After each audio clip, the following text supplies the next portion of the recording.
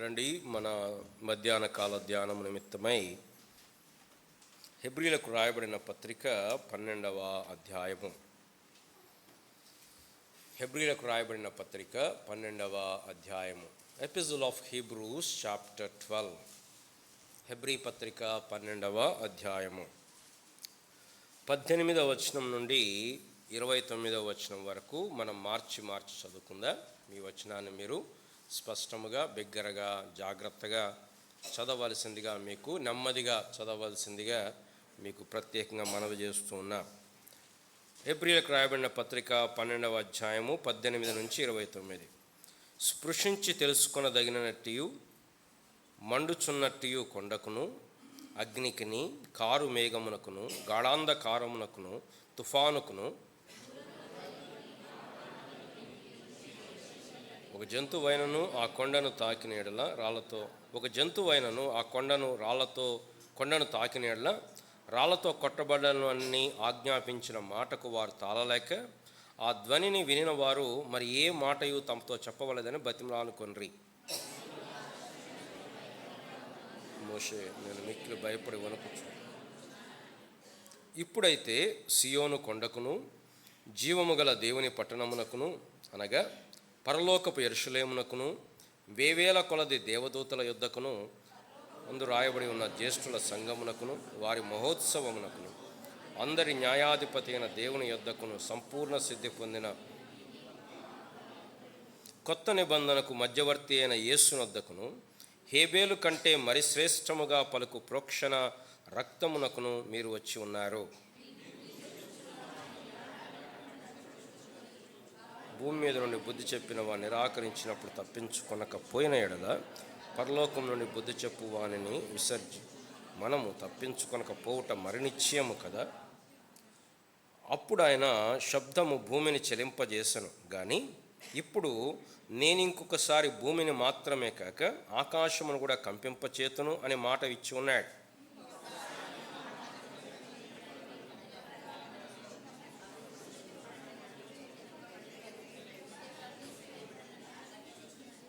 అందువలన మనము నిశ్చలమైన రాజ్యమును పొంది దైవ కృప కలిగి ఉందుము. ఆ కృప కలిగి వినయ భయభక్తులతో దేవునికి ప్రీతికరమైన సేవ చేయుదుము. ఎలయనగా మన దేవుడు దహించు అగ్ని అయి ఉన్నాడు. ప్రేమగల తండ్రి, మేము నీ వాక్యం దగ్గరికి వస్తూ ఉంటున్నాం.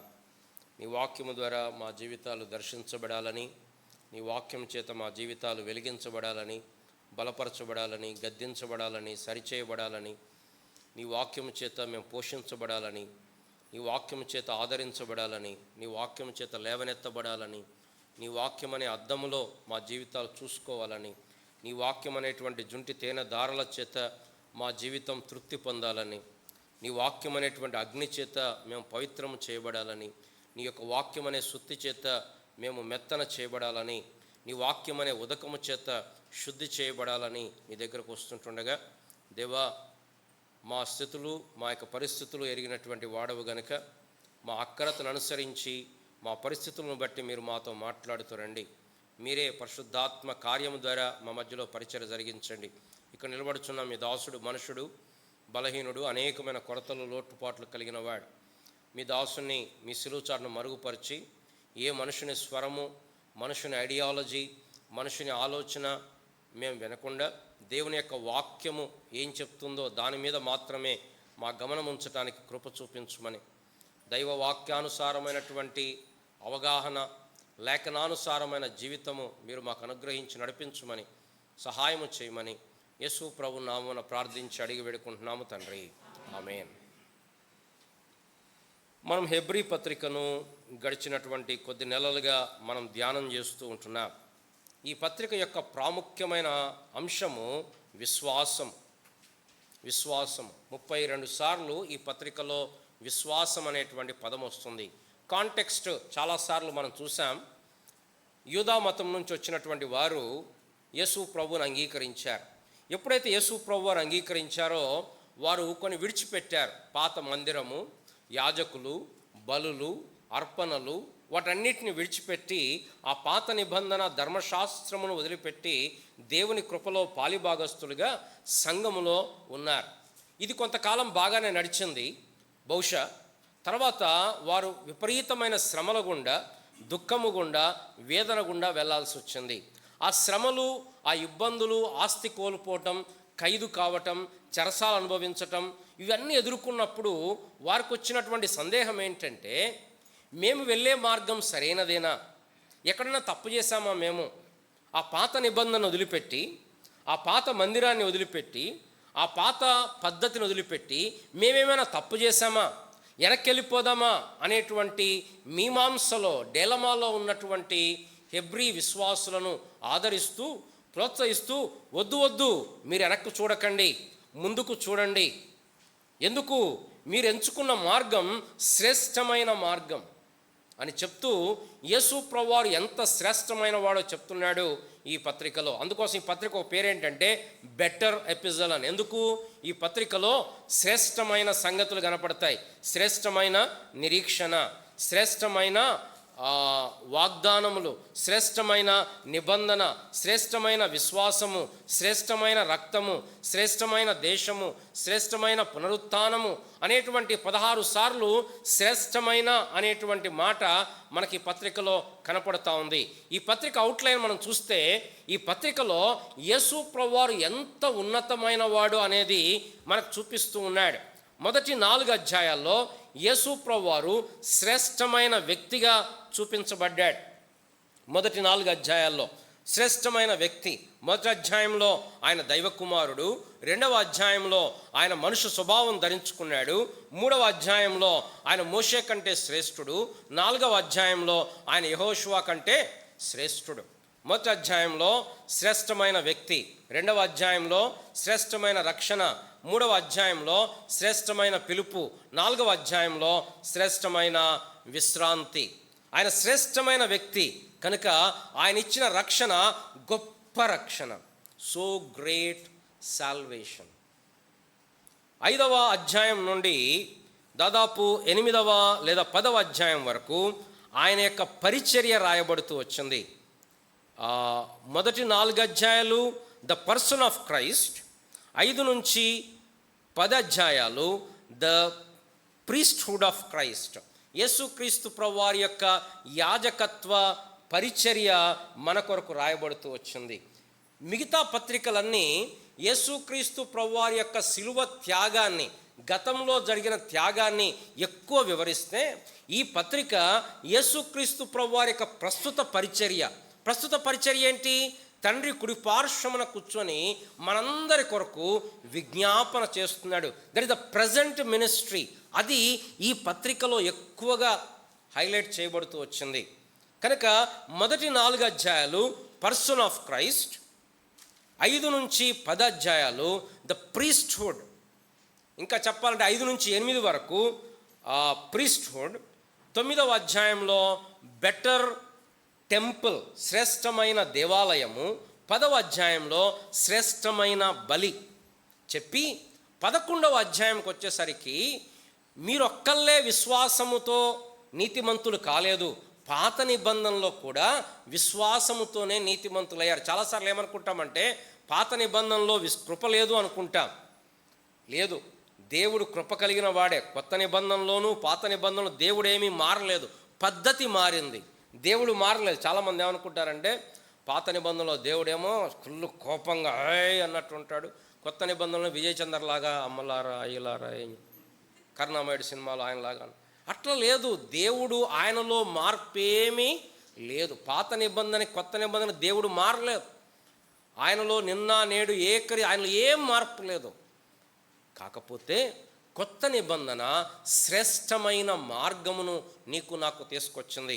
ఆయన శరీరం అనే తెర ద్వారా ఏర్పరచబడిన మార్గములో మనము ప్రవేశిస్తూ ఉన్నాం. ఈ 11వ అధ్యాయంలో హేబేలు, హానోకు, నోవహు, అబ్రహాము, సారా, ఇస్సాకు, యాకోబు, యోసేపు, మోషే, వీళ్ళందరి జీవితాలు మన ముందు ఇలా పరిచి వాళ్ళందరి జీవితాల్లో విశ్వాసం ద్వారా వారు ఏం చేశారో చెప్పి, ఇక 12వ అధ్యాయంలో మనల్ని ప్రోత్సహిస్తున్నాడు అపోస్తలుడు, వారిని ప్రోత్సహిస్తున్నాడు, వారి ద్వారా మనం ప్రోత్సహించబడుతున్నాం. ఏమని చెప్తున్నాడు? ఇంత గొప్ప సాక్షి సమూహము మేఘము వలె మనల్ని ఆవరించి ఉన్నందున మనం కూడా ప్రతి భారమును సులువుగా చిక్కులో పెట్టు పాపమును విడిచిపెట్టి విశ్వాసమున కర్తయు దాన్ని కొనసాగించువాడైన యేసు వైపు చూచుచు మన ఎదుట ఉంచబడిన పందెములో ఓపికతో పరిగెత్తుదాం. కాబట్టి మనం చాలాసార్లు ఆ వారాలు ధ్యానం చేశాం. మన క్రైస్తవ జీవితం పరుగు పందెం అనగా పోరాటం. ఆ పందెం అనే మాట యాగన్ అనేటువంటి గ్రీకు పదం నుంచి వచ్చింది. యాగన్ అనే గ్రీకు పదం నుంచే ఇంగ్లీష్ మాట యాగని, వేదన. కానీ పందెం అనేది సులభమైంది కాదు, ఎస్కలేటర్ కాదు. ఎస్కలేటర్ ఏంటి? మనం నిలబడితే అదే తీసుకుపోతుంది. పందెము ఎస్కలేటర్ కాదు, యూ హ్యావ్ టు ఫైట్. కాబట్టి మన విశ్వాస జీవితం పరుగు పందెంతో పోల్చబడింది. దాని తర్వాత డిసిప్లిన్ ఆఫ్ ద లార్డ్ గురించి మాట్లాడుతూ వచ్చాడు. తండ్రి తన కుమారులను శిక్షించు రీతిగా దేవుడు మిమ్మును శిక్షిస్తున్నాడు. ఇది దుఃఖకరంగానే ఉంటుంది, ఇది ఇబ్బందికరంగానే ఉంటుంది, ఇది కష్టంగానే ఉంటుంది. కానీ అభ్యాసం కలిగిన వారికి అది సమాధానకరమైన నీతి ఫలం ఇస్తుంది అని చెప్పాడు. మరి మన బాధ్యత ఏంటి? దేవుడు శిక్షించేటప్పుడు సనుక్కోకుండా, విసుక్కోకుండా, త్రోసివేయకుండా ఆయనకు లోబట్టం. ఎందుకు? ఆయన మన తండ్రి. చాలాసార్లు మనం మర్చిపోయే సంగతి ఏంటంటే దేవుడు మన తండ్రి. మన సొంత తల్లిదండ్రులు ప్రేమించిన దానికంటే ఎక్కువ ప్రేమించేవాడు దేవుడు. మన సొంత వారి కంటే. నాకు చిన్నప్పుడు బాగా గుర్తు. నాకు చిన్న నొప్పి వచ్చిందంటే మా అమ్మ నైట్ మొత్తం పడుకునేది కాదు. ఆ కూర్చొని ఏదో రాస్తూ ఉండేది, నైట్ మొత్తం నిద్రపోయేది కాదు. నాకు అనిపించేది, మా అమ్మే నన్ను ఇంత ప్రేమిస్తే పరలోకపు తండ్రి ఇంకెంత ప్రేమించాలా? నేను నిద్రపోకపోతే, మా అమ్మే నిద్రపోకపోతే పరలోకపు తండ్రి ఆయన నిద్రపోతాడా? ఆయన నిద్రపోడు. కానీ మన తండ్రి మన పట్ల గొప్ప ఉద్దేశములు కలిగి ఉన్నాడు. కాబట్టి ప్రభు మన జీవితంలో అనుమతిస్తాడు. శ్రమ అనుమతిస్తాడు, దుఃఖం అనుమతిస్తాడు, అవమానం అనుమతిస్తాడు, నిరాశ అనుమతిస్తాడు, నిస్పృహ అనుమతిస్తాడు, ఓటమి అనుమతిస్తాడు. ఎందుకు అంటే ఆయన మనలో పనిచేస్తున్నాడు. మనల్ని ఏదో ఉట్టిగా ఏం పని లేకుండా మనల్ని నీకేం కాదు నాయన అని గాజు బొమ్మలా కూర్చోబెట్టట్లా, మనలో పనిచేస్తున్నాడు. ఒక్కొక్క జీవితంలో ఒక్కొక్క పని చేస్తుంటాడు. ఎవరి క్వశ్చన్ పేపర్ వాళ్ళదే. మనం చాలాసార్లు వాళ్ళ క్వశ్చన్ పేపర్ చూసి వాళ్ళ క్వశ్చన్ పేపర్ ఈజీగా ఉంది, నా క్వశ్చన్ పేపర్ టఫ్ ఉంది, అట్లేం లేదు. ఎవరి క్వశ్చన్ పేపర్ వాళ్ళదే. దేవుడు ఈ సో గ్రేట్ సూపర్ కంప్యూటర్ కంటే గొప్ప కంప్యూటర్ దేవుడిది. ఎవరి జీవితంలో మైన్యూట్ పనిచేసి వాళ్ళను తన సారూప్యములోనికి దేవుడు మారుస్తుంటాడు. ఇది దేవుని పని. కనుక మనం ఏం చేయాలని చూసాం. కాబట్టి వడలిన చేతులు, సడలిన మోకాళ్ళు బలపరచాలి. కుంటికాలు వెనకక బాగుపడి నిమిత్తం పాదములకు మార్గము సరళం. దాని తర్వాత మనం పోయిన వారం అంటే ఈ ఈస్టర్కు ముందు వారంలో మనం చూసింది ఏంటి అంటే ఆ 14వ వచనం నుండి 17వ వచనం వరకు అందరితో సమాధానం ఈ లోకంలో మనం కలిగి ఉండడానికి ప్రయత్నం చేయాలి. దేవునితో సమాధానం పరిశుద్ధత, దేవునితో సరైన సంబంధం పరిశుద్ధత, మానవులతో సరైన సంబంధం సమాధానం. సిలువలో రెండు ఉంటాయి, vertical bar, horizontal bar. Vertical bar దేవునితో సంబంధం, హారిజాంటల్ బార్ మనుషులతో సంబంధం. 10 ఆజ్ఞల పలకల్లో కూడా మొదటి పలకలో దేవుని సంబంధించిన ఆజ్ఞలు, రెండవ పలకలో మనుషులకు సంబంధించిన ఆజ్ఞలు. నీ తల్లిదండ్రులను సన్మానించుము కానుంచి ఏముంటాయి? మనుషుల పట్ల బాధ్యత. అంతకుముందు నీ దేవుడైన యెహోవాను మాత్రమే ప్రేమించాలి, ఆయన్నే పూజించాలి, ఆయన నామమును వ్యర్థంగా ఉచ్చరించకూడదు, విశ్రాంతి దినమును పాటించాలి. ఇవన్నీ కూడా ఆయనకు సంబంధించినటువంటి ఆజ్ఞ. చాలాసార్లు ప్రాబ్లం ఏంటంటే మనం ఇంబ్యాలెన్స్ చేసుకుంటాం. కానీ నిజంగా చూస్తే దేవుణ్ణి మనం ప్రేమిస్తే ఆటోమేటిక్గా మనుషులను కూడా ప్రేమిస్తాం. కొంతమంది అంటారు దేవుని ప్రేమించకపోయినా పర్లేదని మనుషులను ప్రేమించండి అంటారు. దేవుని ప్రేమ లేకుండా మనుషులను ప్రేమిస్తే అది స్వార్థం అవుతుంది కదా. నేటి దినాల్లో యవనస్తులు కూడా మేము ప్రేమిస్తున్నాం అంటారు. ఏం చేస్తారు? కత్తితో పొడుస్తారు, చంపేస్తారు. అది మనిషి సంబంధమైన ప్రేమ. దేవుని ప్రేమ సరిగా నిండకపోతే మన మనుషులను ప్రేమించలేం. ఒకవేళ మన మనుషులను ప్రేమించట్లేదు అంటే దేవుని ప్రేమ మనలో లేదని కదా. యోహాను భక్తుడు అంటాడు, నేను దేవుని ప్రేమించుచున్నానని చెప్పి నీ సహోదరులను ద్వేషించిన ఎడల నీవు ఆయన అబద్ధికునిగా చేస్తున్నావు. దేవుని ప్రేమ మనలో లేదు. కాబట్టి దేవుని ప్రేమ మనలో ఉంది అంటానికి రుజువు ఏంటంటే మన సహోదరులను ప్రేమించటం. కాబట్టి దేవునితో పరిశుద్ధత, మనుషులతో సమాధానం. ప్రయత్నించుడి, ప్రయత్నించుడి. తర్వాత జాగ్రత్త పరుడు ఏమని, ఏషావు వంటి భ్రష్టులైనను వ్యభిచారేను ఉన్ననేమని జాగ్రత్త పడుడి అనేది మనం చూసాం. ఇక 18వ వచనం నుంచి ఈరోజు పాఠంలోనికి మనం వెళ్తే ఇది కూడా పెద్ద భాగమే ఉంది. మనం ఎంతవరకు చేయగలుగుతామో చూద్దాం. ఈ 18 నుంచి 29 ఒక 4 మాటల అవుట్లైన్ నేను మీతో పంచుకోవాలని ఆశిస్తూ ఉన్నాను. నేనేం చెప్పబోతున్నాను అనేది 4 మాటల అవుట్లైన్. 4 కూడా మొట్టమొదటిది కాంట్రాస్ట్ బిట్వీన్ ద 2 కోవెనెంట్స్. 2 నిబంధనల మధ్యలో వ్యత్యాసము కదా, మీకు అర్థమవుతుంది కదా. 18 నుంచి 21 వరకు పాత నిబంధన ఏంటో చెప్పాడు. 22 నుండి 24 వరకు కొత్త నిబంధన చెప్పాడు.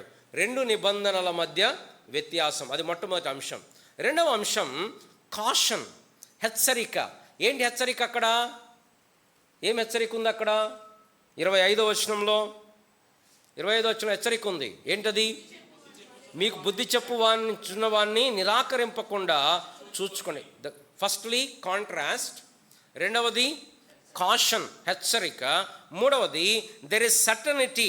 కొన్ని కదిలిపోతాయంట, అన్నీ కదిలిపోతాయంట. ఆకాశము, నేల, భూమి, సముద్రం అన్నీ కదిలిపోతాయి, కానీ ఒకటి కదలందుంది.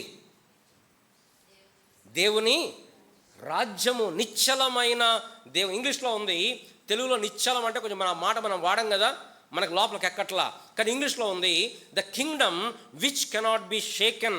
కదిలిపోని దేవుని రాజ్యము.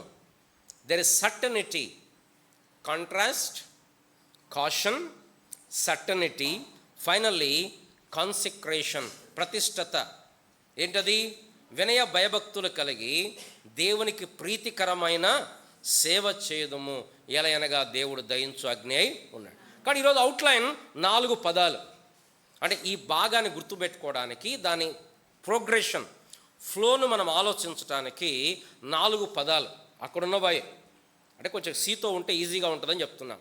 మొట్టమొదటిది 2 నిబంధనల మధ్య వ్యత్యాసం, రెండవది హెచ్చరిక, కాషన్, మూడవది నిశ్చలమైన సంగతులు, సర్టనిటీ, నాలుగవది ఆ దేవుని సేవ చేయటం, ప్రతిష్ఠించుకోవటం. కానీ మొట్టమొదటిగా రండి, మనం 2 నిబంధనల మధ్య తేడా. చాలాసార్లు ఈ నేటి దినాల్లో క్రైస్తవులు ఈ 2 నిబంధనల మధ్యలో వీటి అర్థము కాక చాలా గందరగోళమనుకుంటున్నారు. ఇక్కడ హెబ్రీ గ్రంథకర్త ఇప్పటిదాకా ఏం చెప్పాడు? మొదటి అధ్యాయం, యేసు ప్రభువారు దేవుని కుమారుడు, ఆయన దేవదూతల కంటే శ్రేష్ఠుడు, ప్రవక్తలందరికంటే శ్రేష్ఠుడు. రెండవ అధ్యాయం, ఆ గొప్ప యేసు ప్రభువారు మన మనుష్య స్వభావం ధరించుకున్నాడు. మూడవ అధ్యాయం, మోషే కంటే శ్రేష్ఠుడు. నాలుగవ అధ్యాయం, యెహోషువ కంటే శ్రేష్ఠుడు. ఐదవ అధ్యాయం, శ్రేష్టమైన యాజకుడు. శ్రేష్టమైన 5, 6, 7, 8 శ్రేష్టమైన ప్రధాన యాజకుడు, శ్రేష్టమైన యాజకత్వం. 9వ అధ్యాయం, శ్రేష్టమైన గుడారం ఆయనది. 10వ అధ్యాయం, శ్రేష్టమైన బలి. ఇప్పటిదాకా యేసు ప్రభు గురించి చెప్పాడు. ఇప్పుడు అసలు పాత నిబంధన దగ్గరకు వస్తున్నాడు.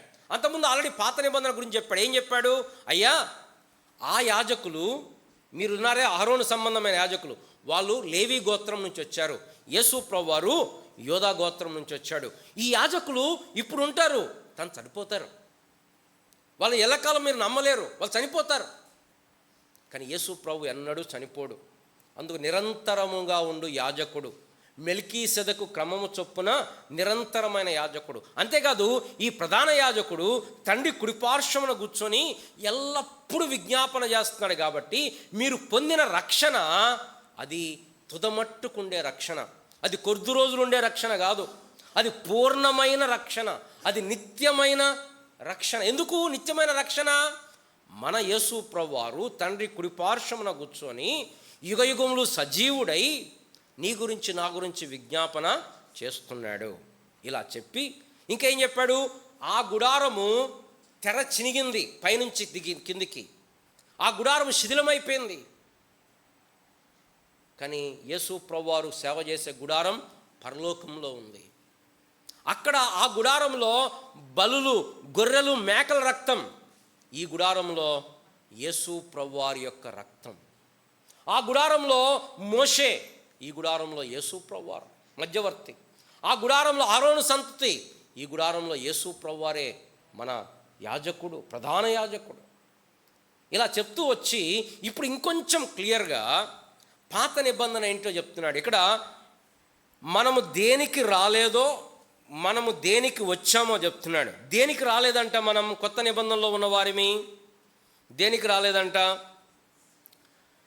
అమ్మా? మీరు వచ్చి ఉండలేదు. దేనికి వచ్చి ఉండలేదు? 18వ వచనం నంబర్ 1 అమ్మా. నంబర్ 1, స్పృశించి, విచ్ కెన్ బి టాంజిబుల్, పట్టుకునే. ఇది కొంచెం కాంప్లెక్స్ టాపికే. నాకు తెలిసి దీని మీద నేను కూడా ఎప్పుడు వర్తమానాలు వినలేదు. కాకపోతే ఇప్పుడు మనం ఎక్స్పోజిటరీ వేలో వెళ్తున్నాం కాబట్టి దీన్ని వదిలిపెట్టడానికి ఏం లేదు. బట్ ఇది చాలా శ్రేష్టమైన భాగం.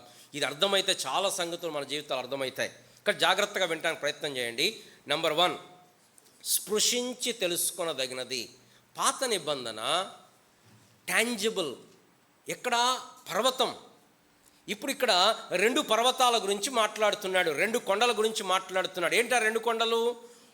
పాత నిబంధన, కొత్త నిబంధన. పాత నిబంధన ఏ కొండతో పోల్చాడు? ఇక్కడ చెప్పలేదు, కానీ గలతీ పత్రిక 5వ అధ్యాయంలో సీనాయి కొండ అన్నాడు. ఈ కొత్త నిబంధన ఏమన్నాడు ఇక్కడ? సియోను కొండ. రండి గలతీ పత్రిక 5వ అధ్యాయం 4వ అధ్యాయం, క్షమించండి, గలతీ పత్రిక 4వ అధ్యాయం 24వ వచనం. ఈ సంగతులు అలంకార రూపకముగా చెప్పబడి ఉన్నవి. ఈ స్త్రీలు 2 నిబంధనలై ఉన్నారు. ఒకటి సీనాయి కొండ సంబంధమైనదై దాస్యములో ఉండుటకు పిల్లలను కనును. ఇది హాగరు. ఈ హాగరు అన్నది అరేబియా దేశంలో ఉన్న సీనాయి కొండయే. ప్రస్తుతమందున్న యెరూషలేము దాని పిల్లలతో కూడా దాస్యమందున్నది కనుక ఆ నిబంధన దానికి దీటై ఉన్నది. అయితే పైనున్న యెరూషలేము స్వతంత్రముగా ఉన్నది. 2 నిబంధనలు, 2 కొండలు. ఒక కొండ సీనాయి, ఈ కొండ సియోను. ఈ కొండ సీనాయి, ఈ కొండ సియోను. ఇది హాగరు, ఇక్కడ సారా. హాగరు దాసురాలు, దాసత్వము. సారాయి స్వతంత్రురాలు. అక్కడ ఇష్మాయేలు పుట్టాడు, ఇక్కడ ఇస్సాకు పుట్టాడు. ఆ ఇష్మాయేలు శరీర ప్రకారం పుట్టాడు, ఇస్సాకు వాగ్దానానుసారంగా పుట్టాడు. ఇది దాసత్వం, బంధకాలు, ఇక్కడ స్వాతంత్రం. అక్కడ ధర్మశాస్త్రం, ఇక్కడ కృప. అక్కడ ఆజ్ఞలు, నువ్వు ఇది చేస్తే నేను ఇది చేస్తా, నువ్వు ఇలా ఉంటే నువ్వు తలగా ఉంటావు, నువ్వు ఇలా చేస్తే నేను ఇలా చేస్తా, నువ్వు నా మాట వింటే నీకు వర్షాలు పడతాయి, నువ్వు నా మాట వింటే పంటలు పండుతాయి, నువ్వు నా మాట వింటే యుద్ధంలో విజయము, నువ్వు నా మాట వింటే ఆ దేశంలో ఉంటారు, వినకపోతే ఆ దేశంలోంచి మిమ్మల్ని ఎలగొట్టేస్తాను. ఇక్కడ కొత్త నిబంధనలో కృప. నువ్వు నా మాట వినేటట్లు నేను చేస్తాను, నీకు కొత్త హృదయం ఇస్తాను, నీ హృదయంలో నా ధర్మశాస్త్ర విధులు నేను రాస్తాను. ఇది కొత్త నిబంధన, ఇది కృప. కాబట్టి ఇక్కడ ఏం చెప్తున్నాడంటే పాత నిబంధన గురించి, నంబర్ 1, స్పృశించి తెలుసుకొనదగినది. పోయి పట్టుకొని చూడవచ్చు, పట్టుకోవద్దు అన్నాడు. దీనికి మీరు ఎక్కడ చదవాలి? ఎక్కడుంది ఇది పాత నిబంధనలో? నిర్గమకాండం 19వ అధ్యాయం. ఎక్కడి నుంచి ఈ మాటలు తీసుకొస్తున్నాడు? నిర్గమకాండము 19వ అధ్యాయము. నిర్గమకాండము 19వ అధ్యాయం. అక్కడ దేవుడు సీనాయి పర్వతం మీదకి దిగొచ్చాడు. ఈ లాంగ్వేజ్ అంతా అక్కడి నుండి వచ్చిందే. రండి అమ్మ, 12వ వచనం. పైన ఉందమ్మా 11వ వచనం. 3వ నాటికి సిద్ధముగా ఉండవలెను.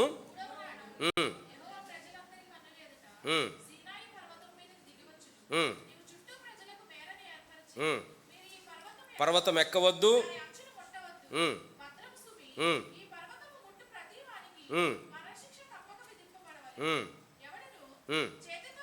ముట్టకూడదు.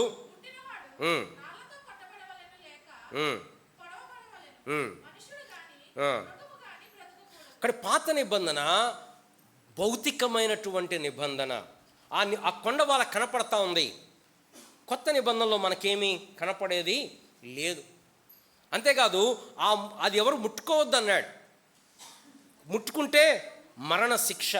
ఇంకా ఏం చెప్తున్నాడు, మనం పూర్తిగా డీటెయిల్గా చూడలేము అది. కానీ రెండవది ఏంటి, మంట, మండుచున్న కొండ, తర్వాత అగ్ని, దాని తర్వాత కారు మేఘం, నల్లని మేఘము, తర్వాత గాఢాంధకారము, తుఫాను, బూరధ్వని. మీరు ఒకసారి ఇమాజిన్ చేసుకోండి, దేవుడు ఆ సీనాయి పర్వతం మీద దిగొచ్చాడు, దేవుని కంఠస్వరము, ఆ పర్వతం బద్దలైపోతుంది, పర్వతం గడగడ వణుకుతుంది, దేవుడు గంభీరమైన మాటలు మాట్లాడుతుంటే. కొన్నిసార్లు మనకి ఇక్కడ బయట ఫంక్షన్లు ఈ డీజేలు అయ్యి పెట్టినప్పుడు మనకు అదిరిపోతుంటాయి గుండెలు. దేవుడు మాట్లాడుతున్నాడు. మీకు గుర్తుంటే ఆ దేవదూతలు పాడుతుంటేనే ఆ దేవాలయపు గడప కమ్ములు అదురుతున్నాయి. యెషయా గ్రంథం 6వ అధ్యాయంలో దేవుడు మాట్లాడుతుంటే ఆ పర్వతం ధూమమయమైపోయింది, మొత్తం పొగొస్తుంది, అగ్ని ఉంది.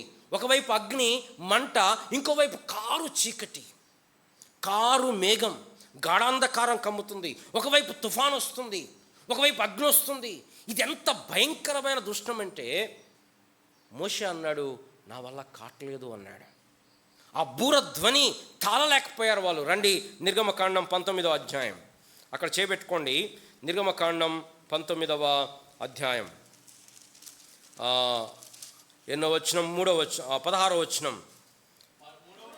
3వ నాడు ఉదయమైనప్పుడు ఆ పర్వతం మీద ఉరుములు, మెరుపులు, సాంద్ర మేఘము, బోర యొక్క మహాధ్వనియు కలగగా పాలెములోని ప్రజలందరూ వణికిరి.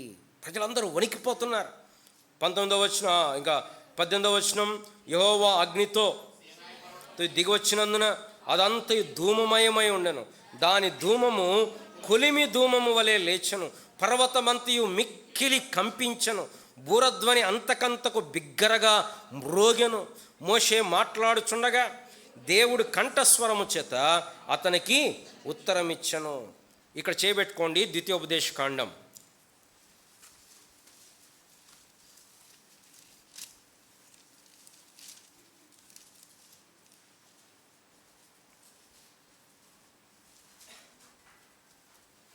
5వ అధ్యాయం.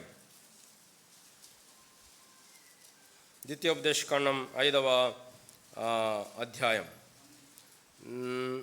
4వ వచనం. యెహోవా ఆ కొండ మీద అగ్ని మధ్య నుండి ముఖాముఖిగా మీతో మాట్లాడగా మీరు ఆ అగ్నికి భయపడి ఆ కొండ ఎక్క లేదు. 22వ వచనం, 5వ అధ్యాయం 22వ వచనం. ఈ మాటలను యెహోవా ఆ పర్వతం మీద అగ్ని మేఘ గాఢాంధకారముల మధ్య నుండి గొప్ప స్వరముతో ఈ సమాజమంతటికి చెప్పి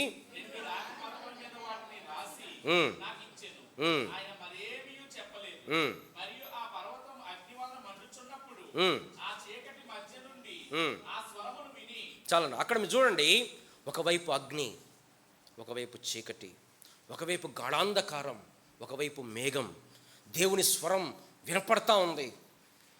వారు గడగడ వణుకుతున్నారు. వాళ్ళు ఏమన్నారంట ద్వితీయోపదేశకాండం 5వ అధ్యాయంలో 24వ వచనం.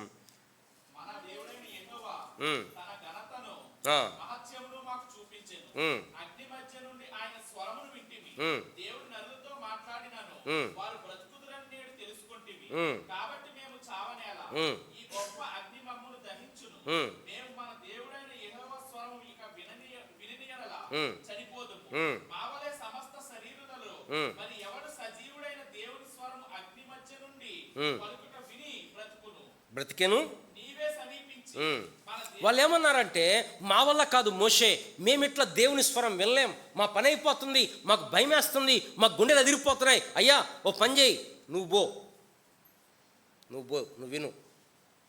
విను, ఆయన ఏం చెప్తాడో మాకు చెప్పు, మా వల్ల మాత్రం మేము నేరుగా దేవుని దగ్గరకు రాలేం. నిర్గమకాండం 19వ అధ్యాయం 20వ అధ్యాయం. నిర్గమకాండం 20వ అధ్యాయం 18వ వచనం. ప్రజలందరూ ఆ ఉరుములు, ఆ మెరుపులు, ఆ బోరధ్వని, ఆ పర్వత ధూమమును చూచి భయపడి తొలగి. పిల్లరా, ఏం కనపడుతుందండి ఇక్కడ? ఈ పాత నిబంధన ఇది బయటికి కనపడేది. అగ్ని, గాఢాంధకారము, తుఫాను, బూరధ్వని, భయము, దేవుడంటే దూరంగా వెళ్ళిపోవటం. దేవుడు మాట్లాడుతున్నాడు కానీ మా వల్ల కాదు, మేము వెళ్ళిపోతాం. ఇది పాత నిబంధన. మోషే తట్టుకోలేక అన్నాడు, నేను వణుకుచున్నాను అని చెప్పి అన్నాడు. ఇది పాత నిబంధన. ఇప్పుడు మనం కొత్త నిబంధనకు వచ్చాం. ఈ కొత్త నిబంధన సంగతి ఏంటి మరి? ఇప్పుడు రండి, కొత్త నిబంధన సంగతి ఏంటి? హెబ్రీ పత్రిక అమ్మా, హెబ్రీ పత్రిక ఇంకొంచెం కిందికి 25వ వచనమా, 22వ వచనం నాన్న. ఇప్పుడైతే సియోను కొండకు, అక్కడ సినాయి కొండ, ఇది సియోను కొండ, ఇది ఆత్మీయమైనటువంటిదా.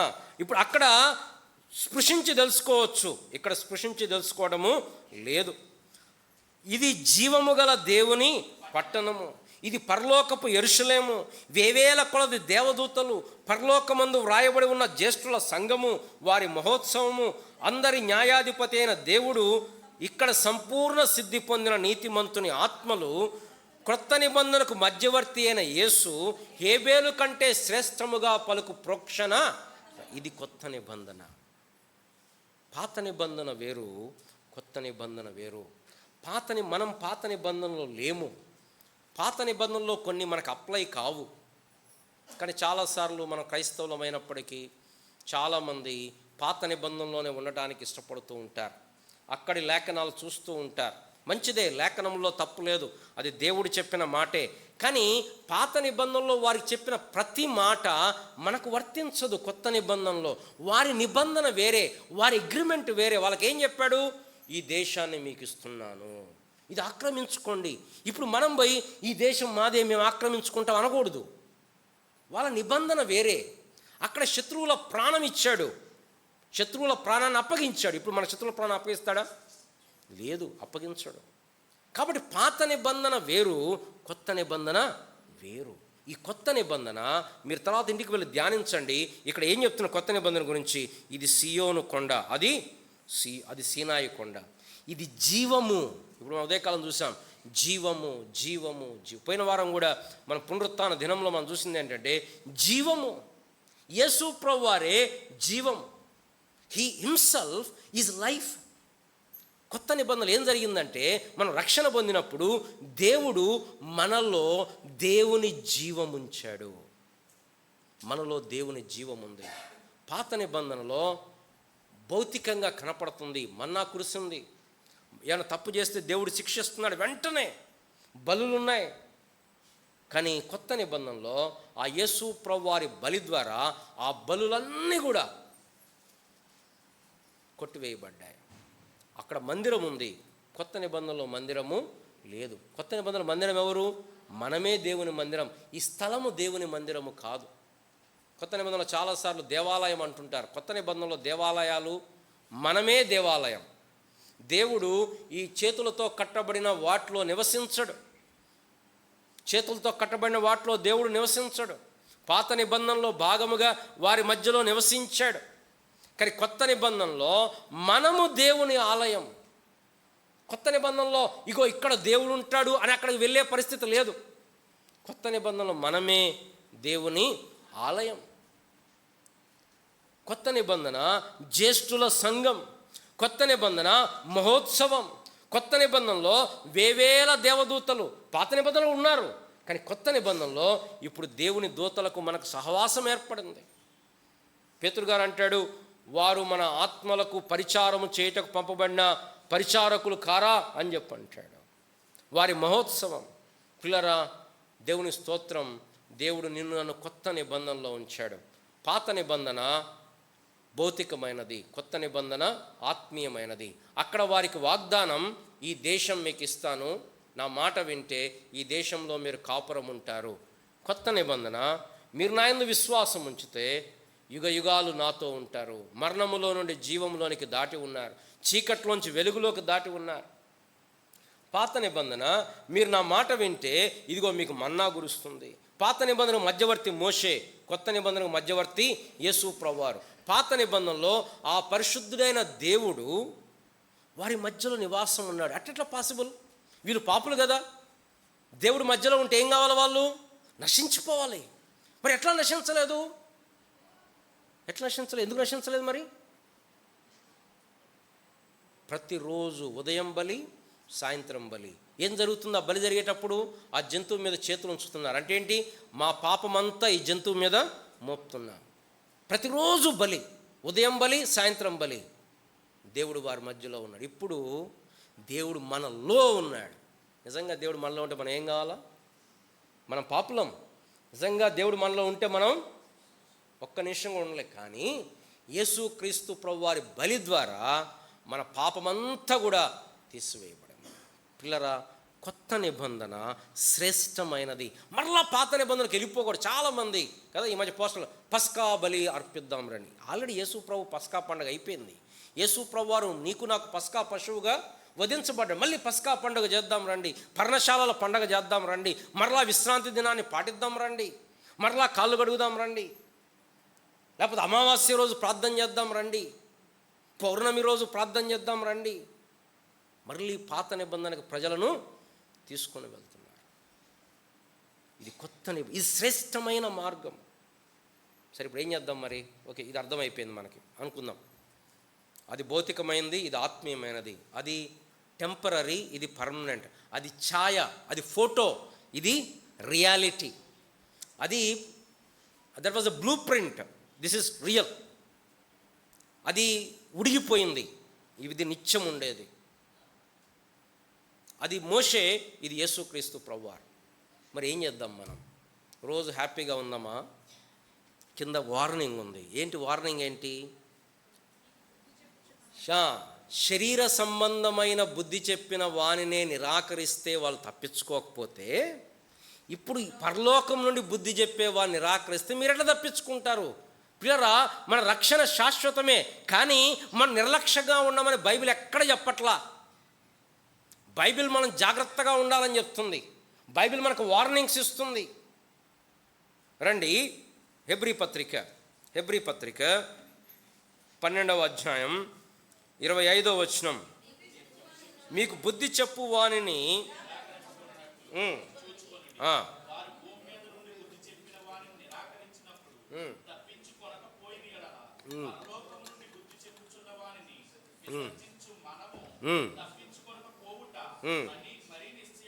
చాలన్నా. కాబట్టి వాళ్ళు గొర్రె పిల్లల బలుల ద్వారా కాపాడబడ్డారు. నువ్వు నేను హేబేలు కంటే శ్రేష్టమైన రక్తం. హేబేలు రక్తం మొరపెడుతుంది. ఏమని? ప్రభువా, మా అన్నయ్య నన్ను చంపాడు, పగ తీర్చుకోవా. యేసు ప్రభు రక్తం ఏం మొరపెడుతుంది? పగ తీర్చుకోమనా? తండ్రి, వీరేమి చేయుచున్నారో వీరు ఎరుగరు గనక వీరిని క్షమించండి. ఈ తేడా. హేబేలు రక్తానికి యేసు ప్రభు రక్తం శ్రేష్టమైన రక్తం. ఇప్పుడు ఈ గ్రంథకర్త ఆర్గ్యుమెంట్ ఏంటంటే, ఓకే, అది అలా ఉంది, ఇది ఇలా ఉంది. మరి ఇప్పుడు మనం ఏం చేయాలంటే, వాళ్ళకి ఏం చెప్తున్నారంటే, ప్రియులారా, హెబ్రీ విశ్వాసులరా, అక్కడ ప్రజలు మోషేను నిరాకరించారు, మోషేను తిరస్కరించారు. మోషే, నువ్వేంటి మా చెప్పేది, మా తెలియదా అన్నారు. మోషే నిరాకరించారు. కొన్నిసార్లు మోషేని కాదనుకొని ఒక నాయకుడిని ఏర్పాటు చేసుకుందాం అనుకున్నారు.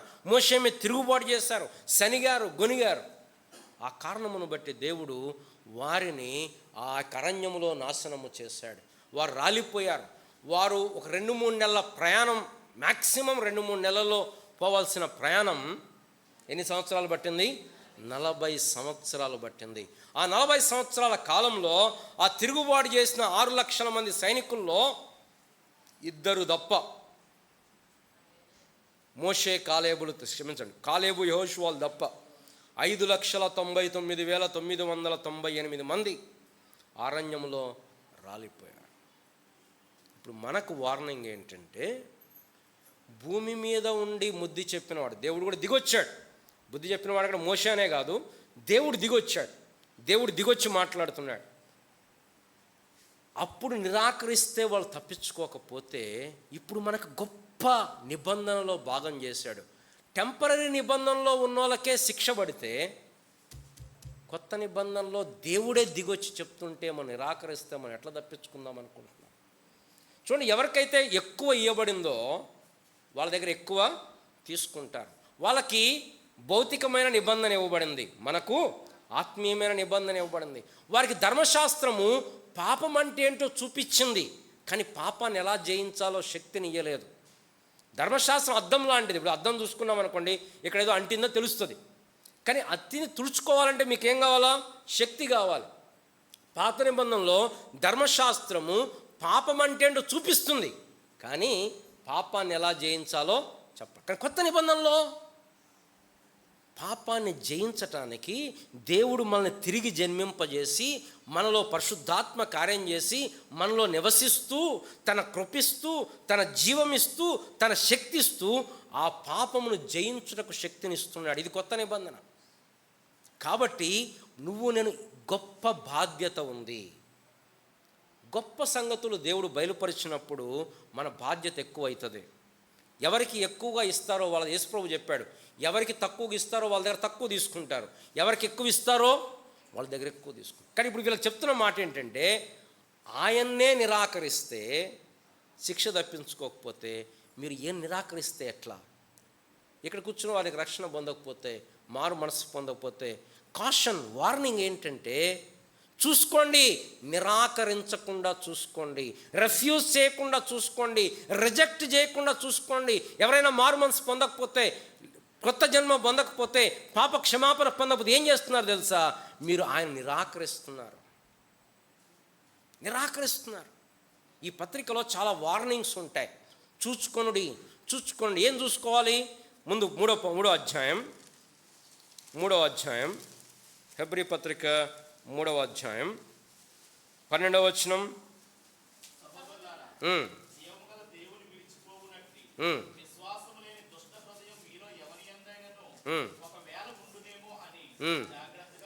జాగ్రత్తగా చూసుకోండి. విశ్వాసం జీవము గల దేవుని విడిచిపోవునట్టి విశ్వాసం లేని దుష్ట హృదయం ఉంటుందేమో చూసుకోండి. మనం ఆల్రెడీ పోయిన వారం చూసాం. 12వ అధ్యాయం 16వ వచనం. ఒక పూట కోడి కొరకు జ్యేష్ఠత హక్కు అమ్ముకొనిన ఏషావు వంటి భ్రష్టుడైనను వ్యభిచారం ఉండునేమో, జాగ్రత్తగా చూసుకోండి. ఇప్పుడు మనం చదివాం 12:25లో, మీకు బుద్ధి చెప్పుచున్న వాణిని, బుద్ధిని నిరాకరించడం కాదు, బుద్ధి చెప్పు వాణిని కూడా నిరాకరించకూడదు. కొంతమంది ఏమంటారంటే, మేము మెసేజ్ తీసుకుంటాం కానీ మెసేజ్ చెప్పేవాడిని నిరాకరిస్తాం. ముందు మీరు అంగీకరించాల్సిన యేసు ప్రభుని. ఆయన నిరాకరించకూడదు, తృణీకరిస్తూ ఉంటారు. మనం 2వ కొరింథీలో చదువుతాం 13:5లో, విశ్వాసం కలిగి ఉన్నారో లేదో మిమ్మల్ని మీరే పరీక్షించి చూచుకొనుడి. గలతీ 5:15, మీరు ఒకరినొకడు కరుచుకొని భక్షించినలా నశించిపోతారేమో చూచుకొనుడి. ఎఫెసీ 5:16, మీరు జ్ఞానుల వలె సమయమును సద్వినియోగము చేసుకొని నడుచుకున్నట్లుగా చూచుకొనుడి. మొదటి తెస్సలోనికైయులు 5:15, కీడుకు ప్రతి కీడు ఎవడూ చేయకుండా చూచుకునుడి. మన క్రైస్తవ జీవితం చూసుకునే జీవితం, జాగ్రత్త పడే జీవితం, అజాగ్రత్తగా జీవించే ఏం కాదులే ఏదైతే అది అయిందిలే అనే జీవితం కాదు. చూసుకోండి. ఏం చూసుకోవాలి? జాగ్రత్త. ఇదిగో ఈ దినముల అంతమందు దేవుని కుమారుడే స్వయంగా మనతోటి కదా. హెబ్రీ పత్రిక ఎలా నానా సమయములలో నానా విధములుగా ప్రవక్తల ద్వారా మనతోటి మాట్లాడిన దేవుడు ఈ దినముల అంతమందు తానే మనతోటి ఆయన మాట్లాడుతున్నప్పుడు జాగ్రత్త, నిర్లక్ష్య పెట్టొద్దు. ఈ హెబ్రీ పత్రికలో 5 వార్నింగ్ ప్యాసేజీలు ఉంటాయి. మొట్టమొదటిది 2వ అధ్యాయం మొదటి 4 వచనాలు. ఏంటి వార్నింగ్? ఏంటి అక్కడ? వార్నింగ్ చదవాలా? ఇంత గొప్ప రక్షణను మనము నిర్లక్ష్యము చేసిన యెడల, నిరాకరించడం అంటే ఏంటంటే రిజెక్టింగ్, రెఫ్యూజింగ్, డిక్లైనింగ్ అంటే ఏంటంటే, డిక్లైనింగ్ తెలుసు కదా. క్రెడిట్ కార్డులో బ్యాలెన్స్ అయిపోయింది అనుకోండి, మనం కార్డు ఇస్తాం, లేదా అకౌంట్లో బ్యాలెన్స్ లేదు, కార్డు ఇస్తే ఏమంటారు? డిక్లైన్డ్, మేము ఇయ్యమంటారు. ఏంటంటే నిర్లక్ష్యము. మన ప్రభువును మన నిర్లక్ష్యం. చాలాసార్లు మనతో వచ్చిన సమస్య ఏంటంటే, ఏవి లక్ష్య పెట్టాలో వాటిని నిర్లక్ష్య పెడతాము, ఏవి నిర్లక్ష్య పెట్టాలో వాటిని. ఎవరైనా మనం దిట్టారనుకోండి, మనం ఏం చేయాలా?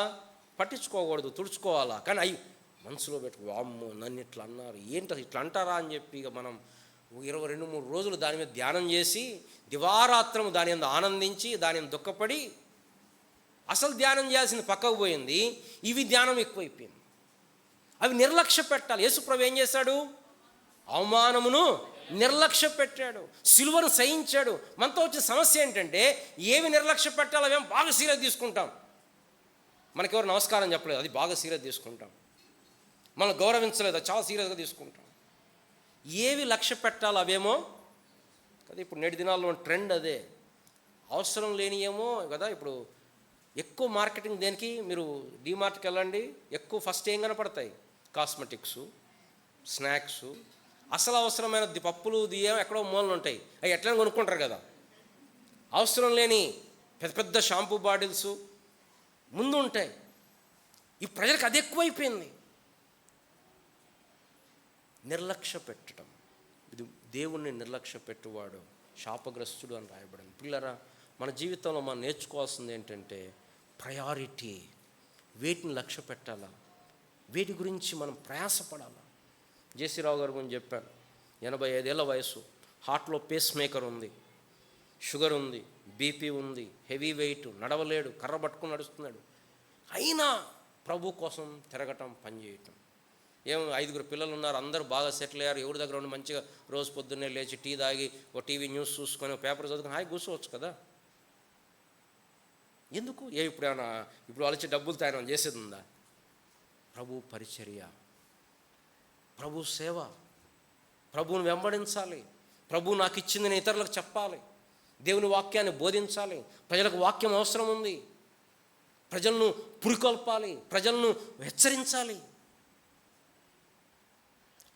అంటే ఏది అవసరం? చిన్న జలుబు వస్తే మనం మందిరం మానేస్తాం, చిన్న వర్షం వస్తే మందిరం వర్షం వచ్చిందన్న ఏం మొలకెత్తాం వర్షం దడిస్తే. తర్వాతలా మనం ఉద్యోగానికి పోయినప్పుడు బయటికి మన వర్షం రాదా? మనం బయటికి వెళ్ళాము, షాపింగ్కి వెళ్ళాము, పెద్ద వర్షం తడుచుకుంటూ రాము, అన్నీ ఉంటామా? మరి మందిరం మానేస్తామే. అంటే ప్రయారిటీ నిర్లక్ష్య పెట్టడం. 2వ వార్నింగ్ 3వ అధ్యాయం 7 నుంచి 4వ అధ్యాయం 13. నిరాకరించడం అంటే ఏంటంటే నిర్లక్ష్య పెట్టడం. ఈ గ్రంథంలోంచే, నేను బయటలోకి వెళ్ళట్లా, ఈ గ్రంథంలోంచే 3వ అధ్యాయం 7 నుంచి 4వ అధ్యాయం 13 వరకు 2వ హెచ్చరిక. అదంతా చదవలేము. అక్కడ హెచ్చరిక ఏంటంటే 19వ వచనం,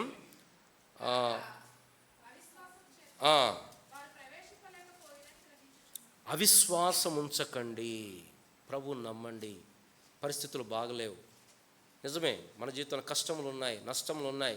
ఎదురుగా ఎర్ర సముద్రం ఉంది, ఎదురుగా ఎరుకో గోడలు ఉన్నాయి, ఎదురుగా గొల్యాతు గర్జిస్తున్నాడు, సింహాల బోన్ ఎదురు చూస్తుంది, ఎదురుగా అగ్నిగుండం ఉంది, యొర్దాను నది పరవలు దొక్కుతుంది. కానీ మనం చేయాల్సిందేంటి? విశ్వాసముతోటి ముందుకు అడుగు వేయటమే. అవిశ్వాసము ప్రవేశం, జాగ్రత్త పడండి, చూసుకోండి. ఎట్లయినా సాతాను చెప్తుంటాడు, దేవుడు ఎందుకు ఇలా చేశాడు? అవిశ్వాసానికి చోటు ఇయ్యకండి. ఈ పత్రిక మొత్తం సారాంశం ఏంటంటే అవిశ్వాసానికి చోటు ఇయ్యకండి, విశ్వాసమున కర్తయు దాన్ని కొనసాగించువాడైనా యేసు వైపు చూడండి. 2వ హెచ్చరిక అది. 3వ హెచ్చరిక 5వ అధ్యాయం 11 నుండి 6వ అధ్యాయం 12 వరకు ఉంది. అక్కడ రాయబడిందండి అపోస్టసీ అనగా భ్రష్టత్వం. అంటే అక్కడ రక్షణ పొందిన వారని కాదు, బయటికి కొన్ని అనుభవించారు. యేసుప్రభువు వారు 5 రొట్టెలు 2 చేపలు చేసినప్పుడు అందరూ తిన్నారు, రుచి చూశారు. మన్నా కురిసినప్పుడు అందరు రుచి చూశారు. అట్లాంటి రుచి చూడటం చూడండి. 6వ అధ్యాయం 5-6 వచనాలు. 4వ వచనం నుండి, ఒకసారి వెలిగింపబడి రుచి చూచి పరిశుద్ధాత్మలో పాలివారై దేవుని దివ్యవాక్యమును రాబో యుగ సంబంధమైన శక్తుల ప్రభావం అనుభవించిన తర్వాత తప్పిపోయిన వారు తమ విషయంలో దేవుని కుమారుని మరలా సిలువేయచ్చు బహాటముగా ఆయన అవమానపరుచున్నారు కనుక మారు మనసు పొందినట్లు అటు వారిని మరలా నూతన పరచుట. ఇక రక్షణ పొందిన వారు కాదు, కోవనెంటల్ పార్టిసిపేషన్ అంటారు. ఆత్మ వచ్చినప్పుడు అందరూ ప్రవచించారు, అంత మాత్రం వారు పొందుకున్నట్టు కాదు. అలాంటి వారు మరలా రావటం కష్టం. అయితే వీళ్ళ గురించి ఏం చెప్తున్నాడు? 9వ వచనం, వీళ్ళ గురించి ఏం అయితే ప్రియులారా మేమిలాగు చెప్పుచున్నాను, మీరింతకంటే మంచిదియు రక్షణకరమైన స్థితిలో ఉన్నారని రూఢిగా. 3వ వార్నింగ్ ఏంటంటే అపోస్టసీ, విశ్వాసం వదిలిపి. కొంతమంది పైకి కనపడతారు విశ్వాసులు, కొన్ని రోజులు వస్తారు, కొన్ని రోజులు యూదా ఇస్కరియోతులాగా యేసు ప్రభుతో ఉంటారు, తింటారు, అన్నీ చేస్తారు. యూదా ఇస్కరియోతు కూడా పరిచర్యలో కూడా పాలు పొందాడు. కానీ ఏం జరిగింది? విశ్వాస భ్రష్టుడైపోయినాడు. అది 3వ వార్నింగ్. 4వ వార్నింగ్ 10వ అధ్యాయం 26 నుంచి 39. 10వ అధ్యాయం 26 నుంచి 39. అక్కడ 29లో లాస్ట్ ఉంది చూడండి. తిరస్కరించిన వాడు కృపకు మూలమగు ఆత్మను నాకొద్దు అని విల్ఫుల్ రిజెక్షన్. చివరి హెచ్చరిక 12:25 నుంచి 29, 5వ హెచ్చరిక. ఈ హెబ్రీ పత్రికలో 5 వార్నింగ్ ప్యాసేజ్లు ఉంటాయి. మొట్టమొదటి వార్నింగ్, నిర్లక్ష్య పెట్టొద్దు. 2వ వార్నింగ్, అవిశ్వాసులు కావద్దు. 3వ వార్నింగ్, విశ్వాస భ్రష్టులు కావద్దు. 4వ వార్నింగ్, ఉద్దేశపూర్వకంగా బుద్ధిపూర్వకంగా దేవుని ఆత్మను తిరస్కరించొద్దు, కృపను తిరస్కరించొద్దు. 5వ వార్నింగ్, మీకు బుద్ధి చెప్పు వానిని నిరాకరింపకుండా చూచుకునడి. మరి ఏం చేద్దాం? ఆయనకు లోబడదాం. ఆయన బుద్ధి చెప్పినప్పుడు కష్టమైన నష్టమైన ప్రభుకు లోబడదాం. ఇదంతా యోగ్యము ప్రియులారా, ఇదంతా మంచిది. మనకు బుద్ధి చెప్పుచున్న వానికి లోబడటం. ఎందుకు లోబడాలి ఆయనకి? ఆయన మనల్ని ప్రేమించినవాడు, ప్రాణం ఇచ్చినవాడు, రక్తం కార్చినవాడు. అట్లాంటి ఆయన ఏదో చెప్పాడంటే మన మంచిగా చెప్తాడు, మన చెడుకి చెప్పడు. ఇది కానీ మనకు బాధ అనిపిస్తుంది కదా, మనకు తెలియదు. ఆత్మలకు తండ్రి, నిరాకరింపకుండా చూచుకున్నది. వచ్చే వారం మనం మిగతా 2 పదాలు, సర్టనిటీ అండ్ కన్సిక్రేషన్, మనం చూసుకుందాం. ఈ పాఠంలో మనం నేర్చుకునేది ఏంటంటే, మనమున్నది కొత్త నిబంధన, పాత నిబంధన కాదు. పాత నిబంధన కాదు. పాత నిబంధన షరతులతో కూడిన నిబంధన. పాత నిబంధన భౌతికమైన నిబంధన. పాత నిబంధనలు ఎక్కడ నిత్య జీవం గురించిన వాగ్దానాలు, పరలోకం గురించిన వాగ్దానాలు లేవు. పెద్దగా ఇంప్లిసిట్గా ఉన్నాయి కానీ ఎక్స్ప్లిసిట్గా లేవు. వాళ్ళకి ఎంతసేపు ఏంటి? నా మాట వింటే ఈ దేశంలో మీరు ఉంటారు, మిమ్మల్ని ఎవ్వరూ బీకేయలేరు ఈ దేశంలో. కానీ కొత్త నిబంధన దేశం గురించి కాదు, నిత్యం ఉండే నిత్య రాజ్యం గురించి. కనుక వాళ్ళు భయపడిన దానికంటే మనం ఎక్కువ భయపడాలి. వాళ్ళు నమ్మిన దానికంటే ఎక్కువ నమ్మాలి. వాళ్ళు లోబడ్డ దానికంటే ఇంకెక్కువ. వాళ్ళ కోసం ప్రాణం పెట్టలేదు ప్రభు అక్కడ, ఇక్కడ మన కోసం ప్రాణం పెట్టాడు. మనకి నిత్య రాజ్యం గురించి వాగ్దానం ఉంది. అక్కడ దేవుడు వారి మధ్యలో ఉన్నాడు, ఇప్పుడు దేవుడు మనలో ఉన్నాడు. అక్కడ ధర్మశాస్త్రం, ఇక్కడ కృప. కనుక ఆయనకి ఎక్కువ లోబడదాం. మరి ఎక్కువగా, ఆ మాట చదివి మనం ముగిద్దామా? మరి ఎక్కువగా లోబడవాలని. ఎక్కడుంది ఆ మాట? మరి ఎక్కువగా లోబడవలను.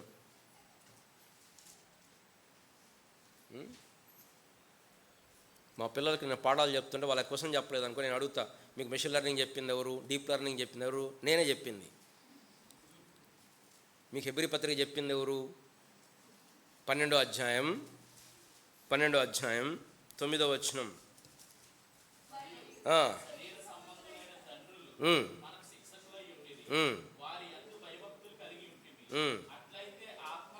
ఆత్మలకు తండ్రి అయిన వానికి మరి ఎక్కువగా లోబడి. క్లియరా? మన ఇష్టం వచ్చినట్టు చేసేది క్రైస్తవ జీవితం కాదు. శాంసోన్ అన్నాడు, ఆ అమ్మాయి నాకు ఇష్టం, నేను ఆ అమ్మాయిని పెళ్లి చేసుకుంటా అన్నాడు. క్రైస్తవ జీవితం మన ఇష్టం వచ్చినట్టు చేసే జీవితం కాదు, దేవునికి ఏమి ఇష్టమో చేసే జీవితం. ఆయనకు లోబట్టం, మనకి ఇష్టమైనా కాకపోయినా. తండ్రి, ఈ గిన్నె నా యొద్ద నుండి కష్టంగా ఉంది ప్రభువా, నీ ఇష్టమైతే తొలగించు, అయినను నా ఇష్టము కాదు నీ చిత్తమే. కష్టంగా ఉంది ప్రభువా, భయమేస్తుంది, బాధేస్తుంది, నేను గడగడ వణికిపోతున్నాను, అయినను నా ఇష్టము కాదు నీ చిత్తం. ఇది లోబడి బ్రతకటం. దేవుడు మనకి సహాయపడుగాక. ప్రార్థన చేసుకుందాం. ప్రేమ కలిగిన మా ప్రియ పరలోకపు తండ్రి, హెబ్రీ పత్రిక 12వ అధ్యాయంలో ఈ 2 నిబంధనల మధ్య కాంట్రాస్ట్, కాషన్ మేము చూడగలుగుతూ వచ్చాం. నిజంగా ఎంత ధన్యులము ప్రభువా. పాత నిబంధన భౌతిక పైన నిబంధన, వారు శిక్షించబడ్డారు, అది కొద్ది కాలమున్న నిబంధన. కానీ మేమైతే శాశ్వతమైన నిబంధనలో ఉన్నాము. మీకు వందనాలు, స్తోత్రాలు. కనుక మాకు ఎక్కువ వెలుగు ఇవ్వబడింది, మాకు ఎక్కువ కృప ఇవ్వబడింది. కనుక మేము మోర్ అకౌంటబుల్, మాకు ఎక్కువ బాధ్యత ఉంది. ఎవరికైతే ఎక్కువ పదవిలో ఉంటారో వారికి ఎక్కువ బాధ్యత ఉన్నట్లుగా మేము ఎక్కువైన నిబంధనలో ఉన్నాం కనుక మా బాధ్యత ఎక్కువ. కనుక ప్రభువా మేము నిరాకరించకుండా, అనగా నిర్లక్ష్య పెట్టడం లేకుండా, అవిశ్వాసం లేకుండా మీరు మాకు సహాయం. చాలాసార్లు ప్రభువా మేము ఆత్మీయమైన సంగతులు టేకెన్ ఫర్ గ్రాంటెడ్గా తీసుకుంటున్నాం. నిజంగా మా జీవితాల్లో ఫస్ట్ ప్రయారిటీ ఏది అంటే ఆత్మీయ జీవితం, దేవుడు అని మేము చెప్పలేని పరిస్థితుల్లో ఉన్నాం. We have so many, Martha చెప్పినట్టుగా అనేకమైన విస్తారమైన పనులు పెట్టుకుంటున్నాం, అవసరమైనది వదిలిపెడుతున్నాం.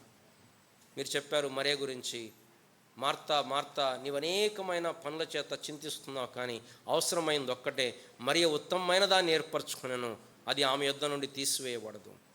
మా జీవితాల్లో మేము తీసివేయబడేటువంటి వాటి గురించి ఎక్కువ ప్రయాసపడుతున్నాం. తీసివేయబడని వాటిని మేము ప్రయారిటీ.